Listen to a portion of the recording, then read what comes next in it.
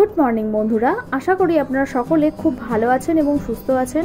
আজকে আবার একটা নতুন রেসিপির মাধ্যমে দ্য কুকস অ্যান্ড কম্প্যানিয়নে আপনাদের সবাইকে স্বাগত জানাচ্ছি। বন্ধুরা, আজ আমি আপনাদের বানিয়ে দেখাবো ধনেপাতা চিংড়ি বা ধনেপাতার চপ। খানিকটা চিংড়ির মতো দেখতে হয় বলে এটাকে অনেকে ধনেপাতা চিংড়ি বলে থাকে, তবে এর মধ্যে আপনি চিংড়ির কোনো অস্তিত্বই পাবেন না। যাই হোক, এই বর্ষার দিনে মুড়ি দিয়ে ধনেপাতার চপ খেতে কিন্তু দারুণ লাগে। চলুন তাহলে রেসিপিটা শুরু করি।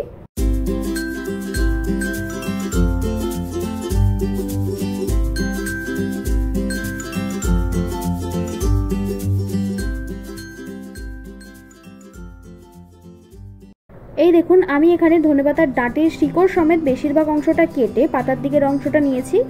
তারপর 4-5টা ডাঁটি নিয়ে রাবার আটকে একটা বাঞ্চ তৈরি করেছি, যাতে ভাজার সময় কোনো অসুবিধে না হয়। ধনেপাতাগুলো অবশ্যই এখানে একটু টাটকা নিতে হবে, ন্যাতানো ধনেপাতা দিয়ে কিন্তু এটা হবে না। আর হ্যাঁ, অবশ্যই বারবার করে জল পাল্টে পাল্টে ধোবেন, ধনেপাতায় কিন্তু অনেক কাদামাটি থাকে। এবার এটা ভাজার জন্য যে ব্যাটারটা লাগবে ওটা তৈরি করে নেব। তার জন্য একটা পাত্রে 1 কাপ পরিমাণে বেসন নিচ্ছি। এখানে 250 গ্রাম মতো বেসন আছে। তারপর 1/4 টিস্পুন কালো জিরে, স্বাদ মতো নুন, 1/4 টিস্পুন হলুদ গুঁড়ো আর 1 পিঞ্চ মতো খাবার সোডা বা বেকিং সোডা দিয়ে দেব। এটাতে এবার অল্প অল্প করে জল দিয়ে টাইট একটা ব্যাটার তৈরি করতে হবে। মনে রাখবেন, অনেকটা জল কিন্তু একেবারেই দেওয়া যাবে না, তাতে ব্যাটারটা পাতলা হয়ে যেতে পারে।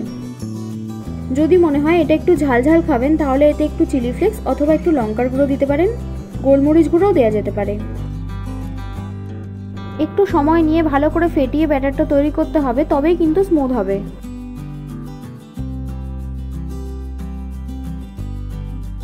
এই দেখুন, অলমোস্ট তৈরি হয়ে গেছে। আপনারা নিশ্চয়ই এর থিকনেসটা বুঝতে পারছেন।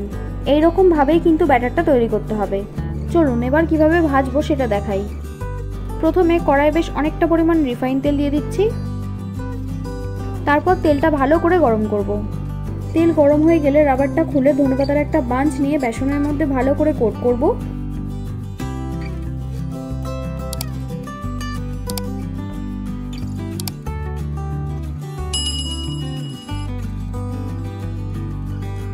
কোট করার পর মিডিয়াম ফ্লেমে আস্তে করে ছেড়ে দেব।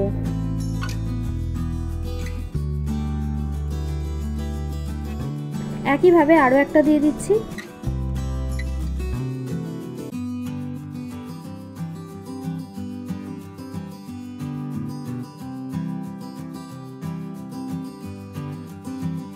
এবার এটাকে সময় নিয়ে ধীরে ধীরে ভাজতে হবে।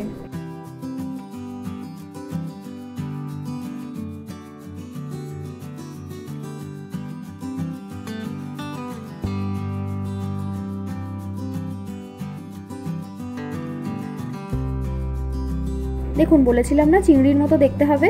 এই যে ভাজা হয়ে গেছে, এবার এপিট ওপিট লালচে হলেই তুলে নেব।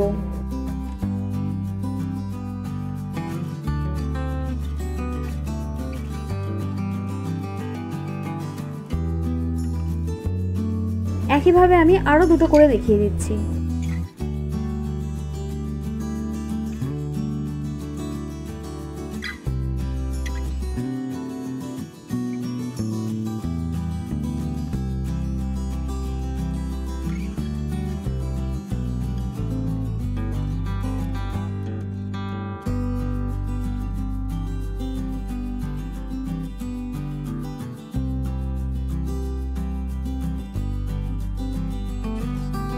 এগুলো কিন্তু শুধু মুখে খেতেও ভালো লাগে আর বেশ ভালো মুচমুচেও হয়।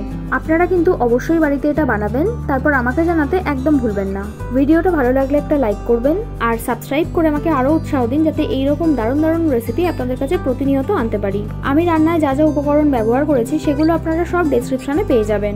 আমার বানানো রান্নাগুলো এতক্ষণ সময় নিয়ে দেখার জন্য আপনাদের সবাইকে অসংখ্য ধন্যবাদ। ভালো থাকবেন, সুস্থ থাকবেন, আবার দেখা হবে নতুন কোনো রেসিপির সাথে।